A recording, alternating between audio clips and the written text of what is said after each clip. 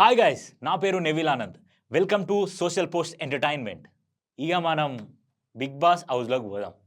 Big boss హౌస్లో ఒక సంచలనాత్మకమైన నిర్ణయం బిగ్ బాస్ తీసుకున్నదని తెలుగు ప్రజలందరూ సంతోషంతో సెలబ్రేషన్ చేసుకుంటున్నారు. ఎలాంటి సెలబ్రేషన్ చేసుకుంటున్నారంటే ఒక్కొక్కరు రీల్స్ షేర్ చేసుకొని, ఒక్కొక్కరు ట్వీట్స్ షేర్ చేసుకొని, ఒక్కొక్కరు వాట్సాప్ గ్రూప్స్లలో, ఇన్స్టాగ్రామ్ పోస్ట్లలో, ఇన్స్టాగ్రామ్ స్టోరీస్లో సోనియా ఎలిమినేట్ అయిందనే ఆనందాన్ని వ్యక్తపరుచుకుంటూ తెలుగు రాష్ట్ర ప్రజలందరూ ఒక పండగ వాతావరణంలో మునిగిపోయారు. అంటే ఎందుకు సోనియా ఎలిమినేట్ అవ్వడం అంత ఆనందదాయకం అనేది కేవలం బిగ్ బాస్ చూసే బిగ్ బాస్ లవర్స్‌కే తెలుస్తది.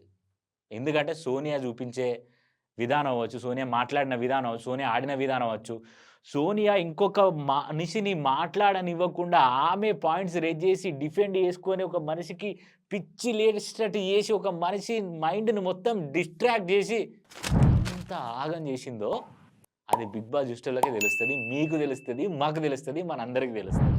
సో, సోనియా ఎలిమినేట్ అవ్వడం ఇట్లా పండగ వాతావరణంలా ఉంటే, నాకు మాత్రం సోనియా ఎలిమినేట్ అవ్వడం కొంచెం బాధగుంది. కొంచెం కాదు, కొంచెం ఎక్కువే బాధ ఉంది.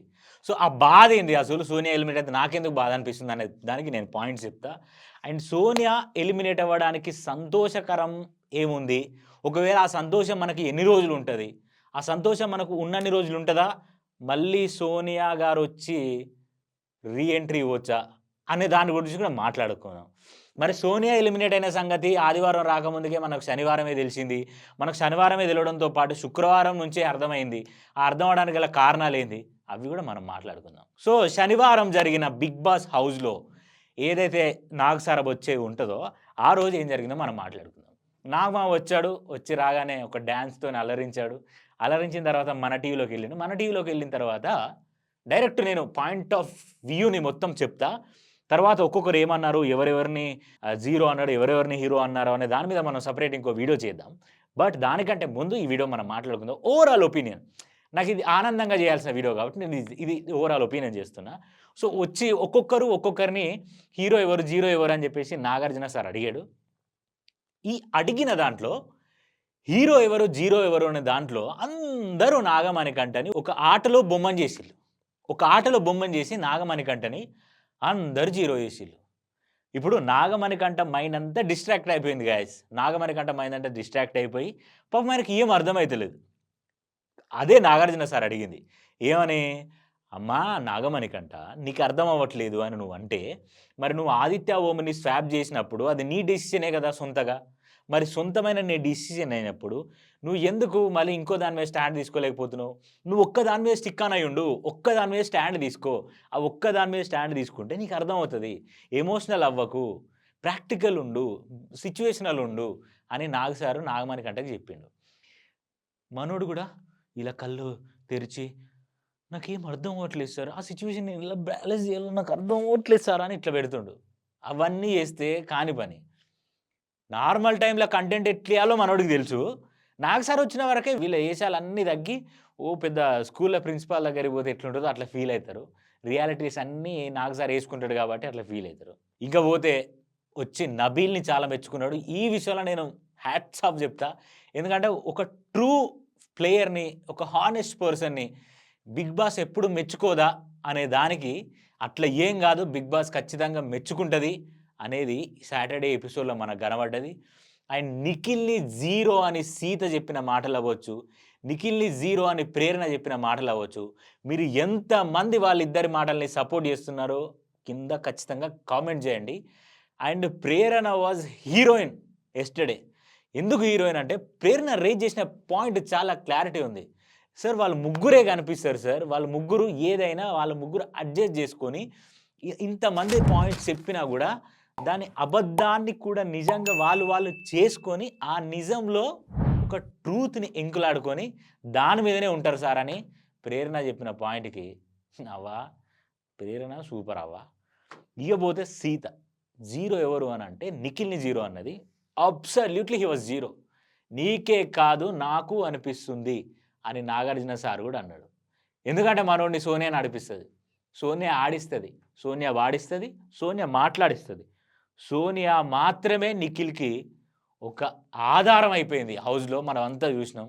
కానీ ఆ ఆధారం ఎన్ని రోజులు లేదు. ఆడియన్స్ అందరూ కలిసి ఇవాళ ఇంటి దారి పట్టించిళ్ళు. సోనియా అనుకుంది ఆడపులి అని. కానీ మనందరికీ అర్థమైంది ఆమె ఆడపులి కాదు. ఆటలు ఆడించే ఒక స్నేకియ. ఇట్లా అనమాట. సో, సోనియా ఆ విధంగా బయటకొచ్చింది. నాకు మాత్రం కొంచెం బాధగుంది. ఎందుకు బాధగుంది? ఎందుకు నచ్చట్లేదు అనంటే, ఇప్పుడు సాటర్‌డే రోజు మనకి నాగ్ సార్ వస్తాడు. సేవింగ్స్ జరుగుతాయి. ఆ నెక్స్ట్ డే ఏమైతది? సండే రోజు ఎలిమినేషన్ అయితది. కానీ ఒక పర్సను ఎలిమినేట్ అయింది అని మనకు ఫ్రైడే రోజే తెలిస్తే, సండే దాకా షో చూడడం ఎందుకింకా? చెప్పండి మీరే. సండే దాకా షో చూడడం ఎందుకు? నా పాయింట్ ఏంటంటే, మనం సండే దాకా షో చూస్తున్న ఇంట్రెస్ట్ మనకొస్తుంది అనంటే, ఆ ఎలిమినేట్ అయ్యే క్యాండిడేట్ ఎవరా అనే సస్పెన్స్ మనకున్నప్పుడు బావుంటది. సో, నాకు ఈ విషయంలో నాకు కొంచెం నచ్చలేదు. ఇక పోతే పృథ్వీని హీరో అని నిఖిల్ పెట్టాడు. నిజంగా పృథ్వీ 3 గంటల సేపు ఇలా పట్టుకొని ఉండడం అనేది మామూలు విషయం గాదు. ఇక్కడ నాకు స్పోర్టివ్ స్పిరిట్ పృథ్వీ దగ్గర ఎందుకు నచ్చింది అనంటే, పృథ్వీతో పాటు నబిల్ గూడా ఇలా పట్టుకొని ఉన్నాడు. నబిల్‌కి హ్యాండ్‌కి సర్జరీ అయిందంట. నాతో పాటు పోటాపోటీ ఇచ్చినావు నువ్వురా నాకు హీరో అని పృథ్వీ ఇచ్చిండు. ఇది గదా మనకు స్పోర్టివ్ స్పిరిట్ కావాల్సింది. పృథ్వీ ఎఫర్ట్స్ వాడడం మానేసిండు. పృథ్వీ తర్వాత గేమ్ ఆడడం స్టార్ట్ చేసిండు. కొంచెం ఆ సోనియా మ్యాటర్‌లో వీళ్ళిద్దరూ ఇన్వాల్వ్ అవ్వడమే తప్ప మిగతా అన్ని మ్యాటర్‌లో చాలా బాగుంటుండనేది నాకు కూడా ఒక మంచి ఒపీనియన్. కొంచెం ఆ గేమ్ సెన్స్ ఇంకా తెలుసుకొని, వాట్ ఈస్ వాట్ అని తెలుసుకొని, తెలుగులో ఇంకా కొంచెం మంచిగా మాట్లాడడానికి నేర్చుకొని మాట్లాడితే ఇంకా బెటర్‌గా ఉంటదని నా ఫీలింగు. ఇక యష్మి అండ్ సోనియా విషయానికొస్తే, యష్మి కరాఖండిగా మాట్లాడింది. యష్మి కరాఖండిగా మాట్లాడింది. కరాఖండిగా మాట్లాడడంతో పాటు చాలా మంచి పాయింట్స్ రైజ్ చేసింది. వాళ్ళిద్దరిని వెపన్స్‌లా వాడుకుంటున్నావని నాతో అన్నాను అంది సార్ అని సోనియా అన్న మాటలకి, అంతే సార్ నేను గేమ్ విషయంలో అన్నా అని, ఇక్కడ సోనియా మాటలు మార్చింది గాయ్స్. ఎంత దారుణమైన మాటలు మార్చిందంటే, అవును సార్ నేను గేమ్ పరంగా అన్నాను. నేను గేమ్ పరంగా వాళ్ళిద్దరినే చూడకు. నన్ను గూడా జూడు అని అన్నాను అని సోనియా అన్న మాట ఏదైతుందో అబ్బబ్బబ్బబ్బా! అసలు సోనియా మాట్లాడుతుంటే నాగార్జున సార్‌కే మాటలు రాలే. మీరు గుర్తుపెట్టుకున్న మాటలు. నాగార్జున సార్‌కి మాటలు రాలేదు. నాగార్జున సార్‌కి మాటలు రాక, సోనియా దగ్గర ఉన్న వాలిడ్ పాయింట్స్‌ని ఎట్లా చేయాలో అర్థం గాక, విష్ణుప్రియ అని అడల్టరేటెడ్ కామెడీ అనేది మర్చిపోయిన సంఘటన తీసుకొచ్చి మరీ మాట్లాడాల్సిన సిట్యుయేషన్ వచ్చింది. అయినా గూడా ఏం మాట్లాడలేకపోయిండు. యష్మికి పాయింట్ ఉంది. సోనియాకి పాయింట్ ఉంది. సోనియా ఇచ్చిన ఎక్స్‌ప్లనేషన్ గూడా బావుంది. అవును సార్ నేను అదే విధంగా చెప్పిన. నా మనసులో ఉంది నేను అదే విధంగా చెప్పిన. ఇప్పుడు ఎవరైనా తన ఇంటెన్షన్‌లో ఉన్న మాట చెప్పినప్పుడు మనం అది తప్పంటే ఒప్పుకోలేరు ఎవరైనా. అట్లనే నాగార్జున సార్‌ని కమ్మేసిందసలు సోనియా. కమ్మేసి ఆమె ఈమె దగ్గర ఉన్న పాయింటే ఇది. ఏదైనా మాట్లాడితే అవతలోడిని మాట్లాడనీయదు. అవతలోళ్ళని మాట్లాడనీయకుండా ఆమె దగ్గరున్న వాలిడ్ పాయింట్స్ చెప్పడం వల్ల అవతలోళ్ళ మైండ్ అంతా డిస్ట్రాక్ట్ అయితది. నాకు లిటరల్‌గా నాగార్జున సార్ మాట్లాడితే అట్లనే అనిపించింది. ఓకే. ఇంకా సీత రేజ్ చేసింది. సార్ మేము క్లాన్స్ విషయంలో వాడు నాకు ముందు రోజు వచ్చి మాట్లాడి నెక్స్ట్ డేనే మళ్ళీ ఇట్లా డిఫరెన్షియేట్ చేసి ఇట్లా మాట్లాడడం అనేది వావ్! చాలా దారుణం సార్. ఎందుకంటే మా దగ్గరకొచ్చి గేమ్ స్పిరిటు అది ఇది అని ఈ విషయం ప్రేరణ కూడా రైజ్ చేసింది ఈ మ్యాటరు.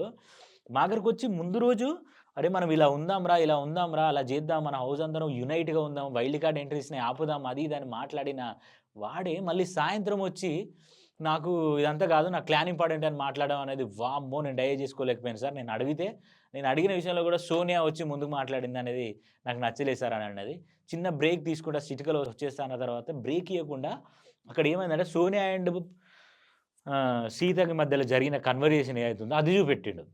ఈమె పోయి అంటుంది. అవును గదా! మరి సోనియా చేసేది అదే గదా! ఇప్పుడు ఎలిమినేషన్ ఒకరైతుంటే, నామినేషన్ చీఫ్ ఒకరుంటే, ఈమె పోయి మాట్లాడడం అనేది కరెక్ట్ కాదు గదా! సో, ఆ విషయంలో నాకు నచ్చలేదు. ఇక నాగమణికడని బుగ్గగాన్ని చేసిల్లనే మాట నేను ఎందుకు మాట్లాడుతున్నా అంటే, ఇప్పుడు హీరో జీరో టాస్క్‌లో జీరో చేయాల్సినోళ్ళు చాలా మందున్నారు. సోనియాని జేయొచ్చు, నిఖిల్‌ని జేయొచ్చు అందరూ. ఓకే. ఆదిత్య మనం జేయొచ్చు. కానీ ఎవ్వరు ఎందుకు చేయలే అంటే, పాపం ఆయన ఒక్కడే అలకగా దొరికిండు.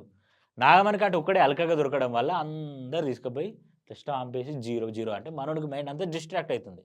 పాపం నాగార్జున సార్ చెప్తుండు, "అది గాదు నువ్వు ఆలోచించాల్సిన విషయం ఇది. నువ్వు ఇలా ఉండాల్సింది. నువ్వు స్టాండ్ తీసుకోవట్లేదు" అని చెప్పిన విధానం బా నచ్చింది. అండ్ ఇంకో పాయింట్ 9కని 0 అన్నారు. దీంట్లో 100కి 200% నాకు గూడా అదే అనిపిస్తుందని నాగ్ సార్ గూడా అన్నాడు.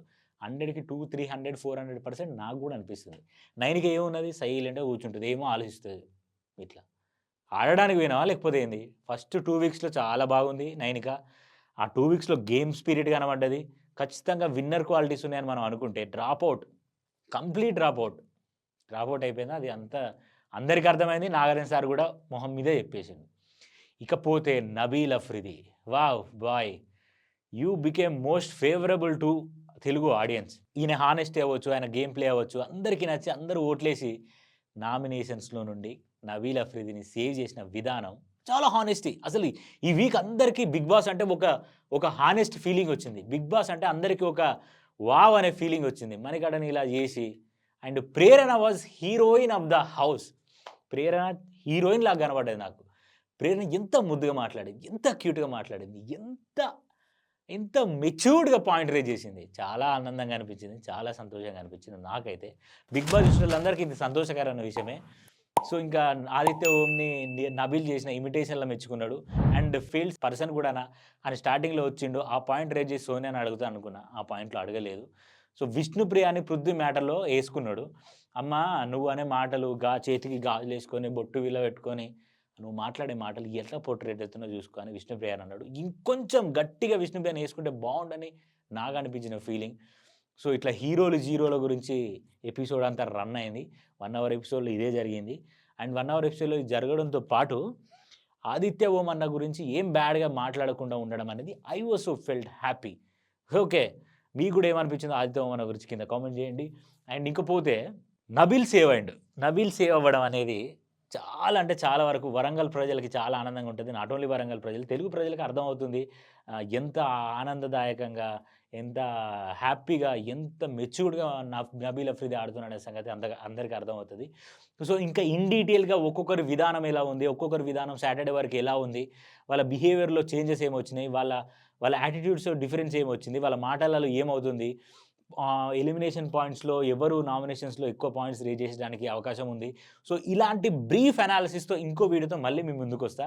సో ఇది సాటర్డే జరిగిన దాని మీద overall opinion, not complete review. So ఇది ఓవరాల్ ఒపీనియన్ కాబట్టి మీ ఒపీనియన్స్ కింద షేర్ చేయండి. ఎలాంటి పాయింట్స్ గురించి మాట్లాడితే బాగుంటుందో కింద కామెంట్ చేయండి. సో ఇది సాటర్డే జరిగిన నాకు సార్ వచ్చిన ఎపిసోడ్కి సంబంధించిన ఓవరాల్ రివ్యూ. సో వీడియో నచ్చినట్టయితే ఖచ్చితంగా లైక్ చేయండి, షేర్ చేయండి, మా ఛానల్ని సబ్స్క్రైబ్ చేసుకోండి. మీ ఒపీనియన్స్ని ఖచ్చితంగా కామెంట్ బాక్స్లో తెలియజేయండి. అండ్ ఈ వారం సోనియా ఎలిమినేట్ అవ్వడం మీకు ఆనందంగా ఉందా, బాధగా ఉందా? ఏ ఆనందంగా ఉంది, బి బాధగా ఉంది, కింద ఖచ్చితంగా కామెంట్ చేయండి. సో మరొక రివ్యూతో మళ్ళీ మీ ముందుకు వస్తా. అంతవరకు సైనింగ్ ఆఫ్. నేను మీ నెవిల్ ఆనంద్. Bye bye.